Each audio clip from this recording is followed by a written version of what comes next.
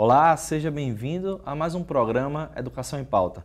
No programa de hoje nós recebemos no estúdio, no Instituto Federal, o professor Gaudêncio Frigoto, professor adjunto da Universidade Estadual do Rio de Janeiro e também professor titular em Economia Política da Educação da Universidade Federal Fluminense. Professor, seja bem-vindo mais uma vez a Natal, veio para a aula inaugural do programa de pós-graduação em Educação Profissional. Seja bem-vindo mais uma vez ao programa Educação em Pauta. Obrigado, é um prazer voltar e realmente toda vez que a gente vem aqui no Instituto é uma oportunidade de a gente pensar junto, pensar a nossa realidade brasileira e, sobretudo, pensar a educação em pauta, não é verdade? Professor, eu acompanhei parte da sua palestra que teve o tema O atual contexto político-econômico brasileiro e a ameaça dos direitos sociais, organização e resistência. Uma mobilização perante esse momento de transição entre esses governos. E aí resolvemos entrevistá-lo sobre medidas provisórias e problemas que, segundo os principais teóricos na área da educação profissional, na área da educação, têm se preocupado, Orçamento, medida provisória, decisões equivocadas por hora deste novo governo. Eu queria que o senhor pudesse falar um pouco exatamente de como essa sua palestra, esse contexto de desestabilização de um modelo anterior vem entrando em vigência com sucessivas decisões desse novo governo, Dentro desse momento de transição, quais são os principais motivos que a gente poderia elencar aqui que a gente tem que ter cuidado com desse período de transição, professor? Primeiro, a gente tem que pensar que nós estamos vivendo um dos momentos mais graves na nossa história como sociedade brasileira. Você não rompe a institucionalidade democrática sem grandes traumas com a sociedade. E sempre que você a rompe por grupos minoritários, mas com muito poder, e o fazem interrompendo trajetórias que alargavam a participação da sociedade na renda, na educação. Os institutos federais são uma prova contundente disso. Eu acabo de fazer uma pesquisa andando o Brasil, e uma das coisas mais fantásticas é você ir no interior e ver comunidades que nunca tinham visto um elevador e vão ao instituto porque vão ver um elevador. Você vê comunidades de quilombolas, índios, dentro de institutos federais que eles podem entrar no ensino médio ou fazer um ProEja e ir até a pós-graduação. Então, nós vivemos um corte dramático na sociedade brasileira e que está interrompendo a possibilidade de futuro das gerações que vêm aí. Daquelas que estão fazendo, como ontem eu estava fazendo uma aula inaugural para mestrandos, esses jovens fazem mestrado, fazem doutorado na perspectiva de fazer concurso. Se aprovada a PEC 241, por 20 anos, só vai ter concurso, só vai ter vaga se morre alguém ou aposenta alguém. Então, um congelamento de 20 anos é barrar o futuro de centenas e centenas de jovens. Centenas e centenas de jovens fizeram concurso público para os institutos federais, estou tomando só os institutos federais, as universidades públicas, etc. Então, esse corte, essa medida, e vem acompanhada exatamente de outras medidas focalizadas especificamente em áreas da saúde, educação, previdência social e direitos trabalhistas. Então, eu diria, eu fiz toda a minha formação sob uma ditadura. Ensino médio, filosofia, pedagogia, mestrado no Rio em administração e doutorado em São Paulo ainda sob a ditadura. Então, o senhor pode acompanhar esse período, Sim. Ensino médio, ensino superior, tinha muitos censores, Exato. Mas eu diria que esta é pior. É pior porque é mais profunda na sociedade. Então, a tal ponto que não precisou das Forças Armadas para fazer isso é um paradoxo, essa interrupção. Professor, porque a gente, e até às vezes passa a ser senso comum, num período onde a gente tem tanta informação, tanto acesso ao conhecimento, me parece que às vezes as coisas ficam mais embaçadas do que deveriam. O senhor concorda com isso? Absolutamente. Hoje você tem uma máquina de moer cérebros, que é o domínio, uma caixa preta, um domínio absolutamente privado das grandes redes empresariais de desinformação, porque você cria verdades, não tem nada a ver com uma TV educativa, com uma TV científica. Esse é um grande problema. Então, nós temos muita desinformação, né? Porque você produz a informação. Esse é um dos grandes problemas. E eu diria que hoje há uma manipulação muito grande, né? Ontem me referi a isso. Você tem estratégias hoje de condenar alguém sem provar nada. E isso não é nosso só, isso vem lá já da Guerra do Golfo. Então, o Estado de Direito está extremamente barrado, eu diria, exatamente por isso que tu dizes. Você tem informações, desinformações, e você vai dominando o grande público. E veja que nós estamos num país pouco letrado. 13 milhões de pessoas que não escrevem e não leem. Mas você tem mais 50 milhões de adultos, provavelmente é por aí, que tem dificuldade de ler uma notícia de jornal.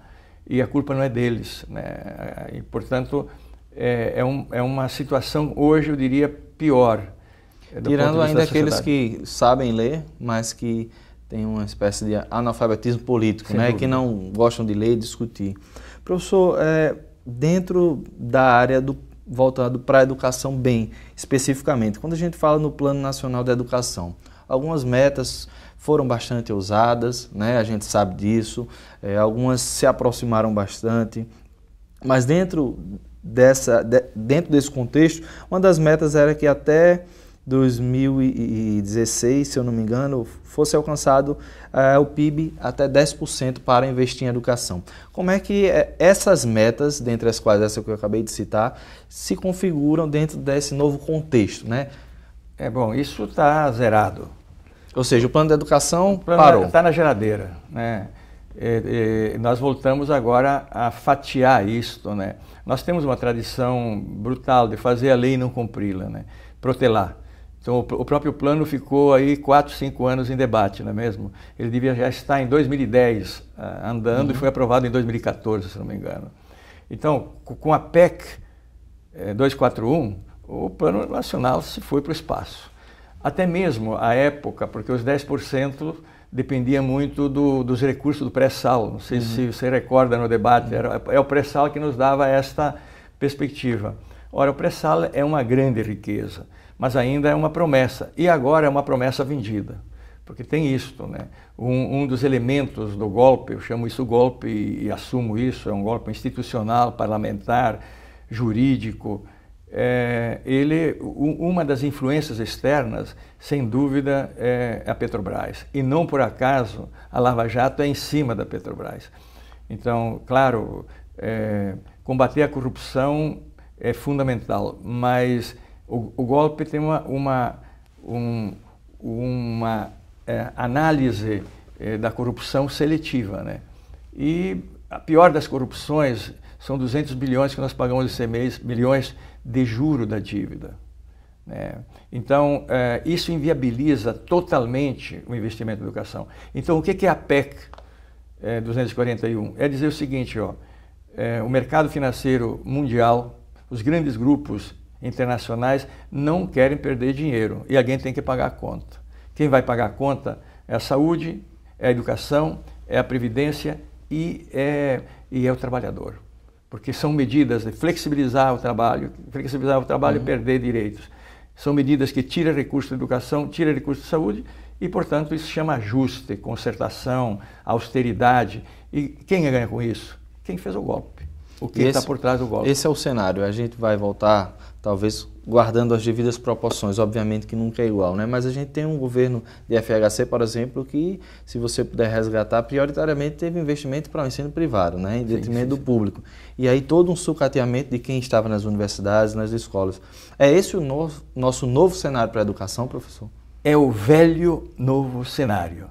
Não por acaso eu falei ontem, ministra de fato é a Maria Helena Magalhães. Quem é ela? Era o ícone dentro do governo FHC. O governo FHC vendeu o país, isso se disse à época, não sou eu que digo, a literatura, a venda do país, né? privatização, etc. Mas ele cozinhou essa palavra, né, para o público, segurou anos a LDB, a Lei de Diretrizes de Base da Educação Nacional, que buscava exatamente esse alargamento de direitos. E foi por medida, a época por portarias, decretos, etc., fazendo isso que está fazendo hoje. Não por acaso, Bruno, os jornais, já no período interino do governo atual, foram jornais, grandes jornais, dizer, ó, universidade paga, o voucher na universidade, professor ganha demais, professor trabalha pouco, enfim. Inclusive teve uma colega de trabalho, obviamente eu não a conheço, de colega de trabalho, porque é jornalista de uma grande emissora, chegou a dizer, já que a carreira dos professores é uma carreira onde é um profissional que vai se adaptando e melhorando, eles não deveriam nem se aposentar, né? Claro. Não sei se o senhor ouviu... Não, ouvi essa. E eu acho o seguinte, nós estamos falando aqui para um público de jovens, de pais, aberto. Eu acho que a sociedade tem que parar e refletir, porque quem tem hoje 14 anos, há 30 anos, que estão aí, tem um grupo que está disputando concursos, outro que está se preparando, o futuro está interditado, não só para a classe popular. Esta, então, está sendo massacrada, né? Porque as políticas vão atingir políticas que antes podiam incluir para ter uma geladeira, podia incluir para ter a perspectiva de andar de avião até. Tinha gente reclamando que nos voos tinha gente demais, né? Agora vai ter menos gente. Certamente. O acesso ao ensino superior, a emancipação do homem está complicado agora. Está muito complicada, muito complicado. Vai ser restritivo e são reformas no campo da educação de apartheid. Apartheid na sociedade, isso é de separação. Não por acaso, eu dizia ontem, que duas palavras demarcam esse contexto de 2014 para cá: mortadela e petralha. Mortadela é comida popular. O que você diz com isso? Você estava querendo comer presunto? Não, volte a comer mortadela. Você era cotista? Agora vai ter a tua. Você é índio, não tem que ficar no mato. Você é mulher, tem que ficar na cozinha. E petralha, petralha é uma mistura de PT com a família Petralha. Mas petralha não é isso, petralha é o pensamento divergente, e aí vem a escola sem partido, né? O professor não pode sequer ter opinião. São movimentos, inclusive a escola, a gente vai voltar sobre esse assunto ainda, professor, mas são movimentos altamente excludentes, né? E quando a gente acha que o primitivo é o índio, mas na verdade são essas pessoas que são primitivos, né, professor? Absolutamente, primários, primatas, idiotas no sentido originário do termo, que defende aquele ponto de vista fanático. E haja vista que no Rio Grande do Norte vocês têm grandes defensores da escola sem partido do ponto de vista, digamos, da área política, né? Professor, a gente vai precisar fazer um breve intervalo, mas voltamos com esse assunto. E você de casa, sempre a gente agradece a sua audiência, não saia daí, a gente volta com o segundo bloco do programa Educação em Pauta, conversando um pouco sobre esse contexto de transformação, sobretudo na área política e educativa. Até lá!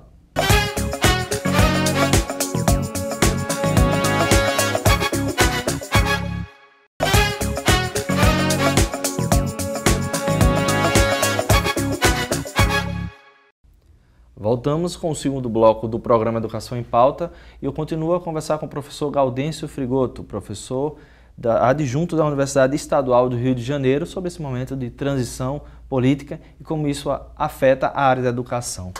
Professor, em outros momentos eu já tive a oportunidade de entrevistá-lo, conversando sobre alguns decretos, dentre os quais o 5154, né? E aí naquele momento a gente conversou sobre essa integração desse cidadão, né? Profissional, culturalmente, político, e seria um ensino, né, que preza exatamente por essa formação integral do ser humano. E recentemente, todo mundo já deve estar acompanhando, né, uma medida provisória que visa reformar o ensino médio. A primeira coisa que eu queria fazer é perguntar para o senhor, dentro dessa reforma, né, como é que o senhor vê essa medida e quais são os principais argumentos para essa mudança? Olha, essa sua pergunta liga exatamente à reforma do ensino médio com essa perspectiva da própria escola sem partido, que depois a gente pode conversar um pouco. O decreto que você fez referência era uma discussão ampla desde os anos 80 sobre a integração da educação técnica à educação, digamos, geral, formação básica, integral.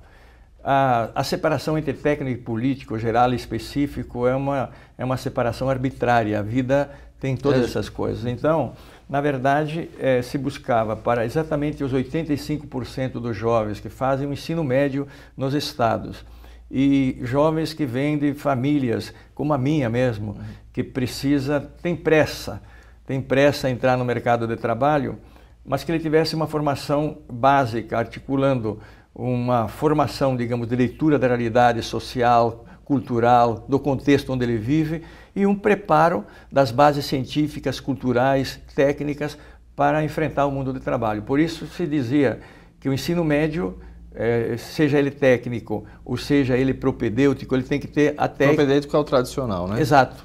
Ele tem que preparar o cidadão para as diferentes dimensões da vida, por isso que é o conceito de educação básica. O decreto 51/54, ele tinha essa perspectiva, mas não da profissionalização compulsória. O que vem fazer a reforma e a medida 746? Essa medida provisória, creio que é 746. Isso. Ela sintetiza 3 regressões, ou 3 retrocessos. Ela primeiro volta a antes dos anos 50 das leis de equivalência. Antes dos anos 50, o jovem entrava na área agrícola, tinha que ir para a universidade na área agrícola. Se fosse para o serviço, enfim. Você define a vida do jovem quando ele ainda não tem condições de definir a vida dele. Segundo, ela recupera a 5692, que é a reforma de ensino da ditadura, da formação profissional compulsória, formar peão na escola. E, você dizia bem no bloco anterior, retoma o decreto 2208, que era exatamente a separação entre a formação profissional específica e a educação integral. E o bloco que faz isso é o bloco dos anos 90. Então, essa medida, ela mata, ou quer matar, a perspectiva do ensino médio integrado como educação básica, rasga a LDB no sentido de que o ensino médio é a etapa final da educação básica e é uma afronta com os pobres. Eu escrevi um pequeno texto, impressionante, eu estava de malas prontas para ir para Honduras, mas eu fiquei tão impactado com essa medida e que fui para o computador e escrevi 2 páginas. Em 2 dias teve 450 mil acessos, porque a Amped colocou isso na rede. Isso está mobilizando o Brasil. É impossível, por isso que essa medida não pode ter emendas, ela tem que ser suspensa. Até o ministro Lewandowski disse o seguinte, estava dando uma aula em São Paulo, uma aula inaugural no curso de Direito, disse, poxa, vão tirar Educação Física, vão tirar Arte, vão tirar Sociologia, meia dúzia de iluminados vão fazer isto. Poxa, diz ele, o Estado de Direito é para alargar direitos, não para restringir direitos. Então, é uma medida que restringe direitos. O grande drama é que nós temos um parlamento, na média, analfabeto social e analfabeto humano, né? E, portanto, nós temos que ter muita organização, muita força na sociedade, muita unidade do campo, eu diria ontem, progressista, o campo de esquerda, tem que fazer sua autocrítica para alargar, e, sobretudo, os pais, os jovens têm que ouvir, não ouvir só as grandes redes de televisão, que, como dizia, são máquinas de moer cérebro. Esse é um alerta importante, né? Porque quando a gente vê um presidente dizer, não, a gente vai ter um avanço, vai flexibilizar o currículo, vai aumentar a carga horária, e são índices que às vezes parecem até ser bonito ou belo aos olhos, né? Mas que maqueiam toda uma conjuntura que está por trás. E mapeia exatamente assim, tem uma lei ultra rígida. Se você olhar, ela obriga aquilo que o Banco Mundial e esses organismos que estão por trás, inclusive, do golpe, porque eles que lucram com isso. Então vai ter que ter a matemática, a linguagem instrumental, etc. O inglês, por que só inglês? Né?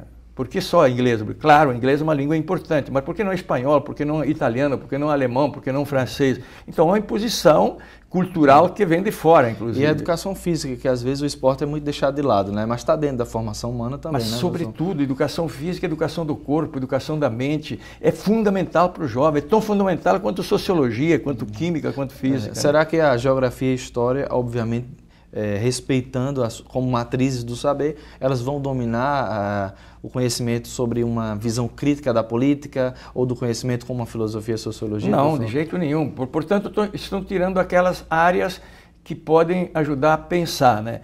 E sobretudo, o que é fundamental nisso é que é uma grande irresponsabilidade geracional dizer que o jovem depois vai escolher parte do currículo. Eu, como jovem, como qualquer jovem, ia escolher o mais fácil, só que a vida depois cobra.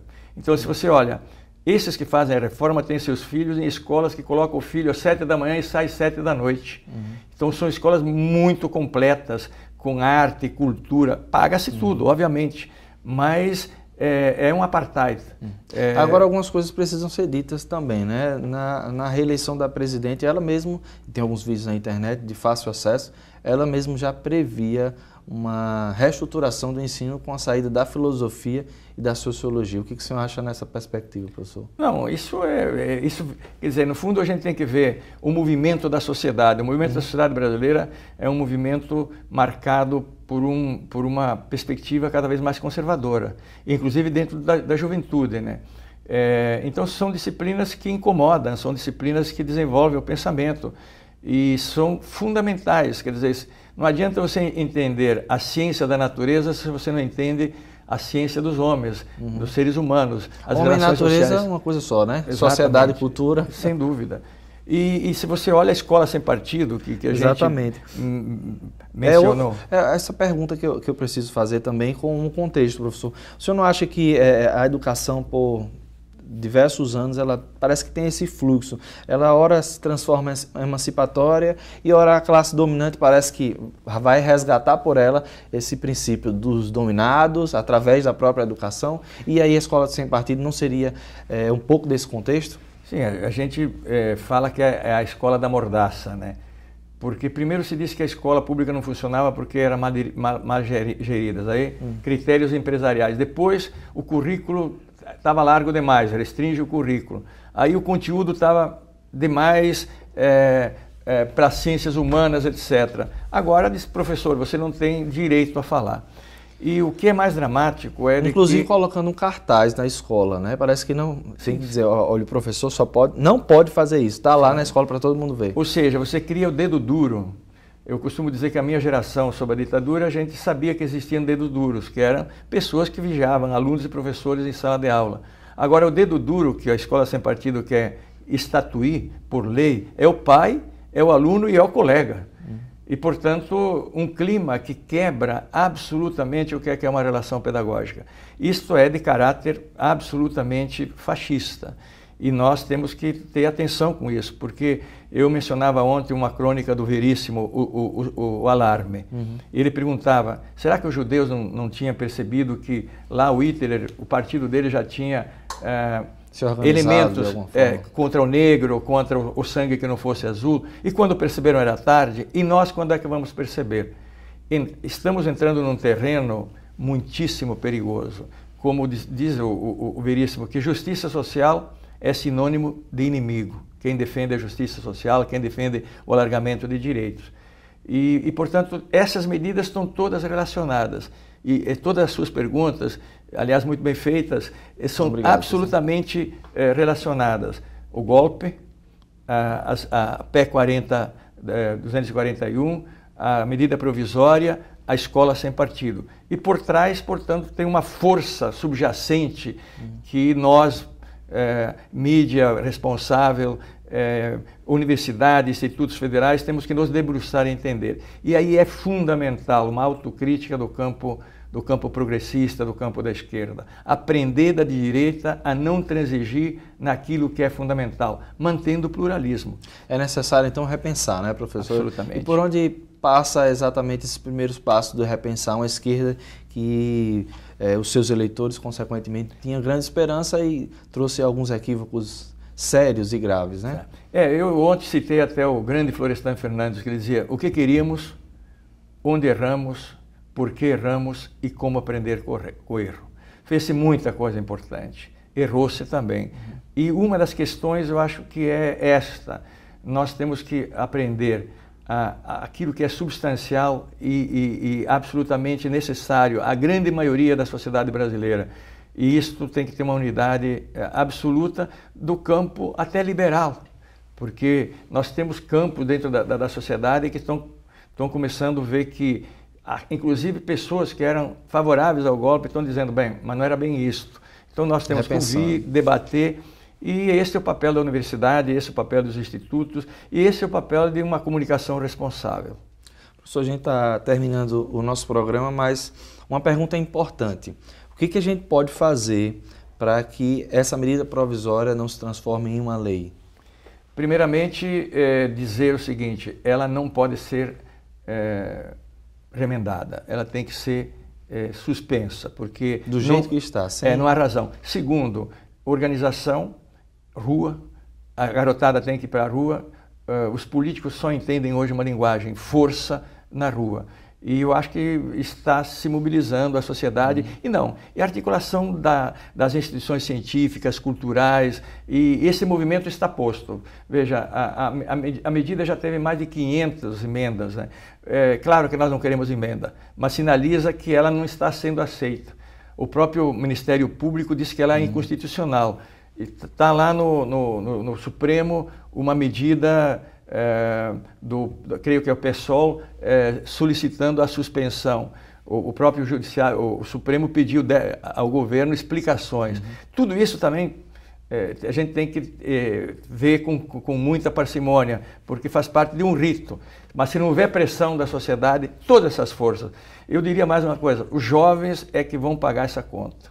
Os jovens e seus pais, e os nossos netos. Se essas medidas e este golpe prosperar na forma que ele está prosperando, o futuro nos próximos 30 anos estará bastante interditado às gerações que vêm aí. E está dizendo isso quem passou exatamente 30, 40 anos dentro da universidade e, como eu disse antes, fez toda a sua formação até o doutorado dentro de uma ditadura. Isto que nós estamos vivendo é pior. Ok, professor, muito obrigado pela entrevista.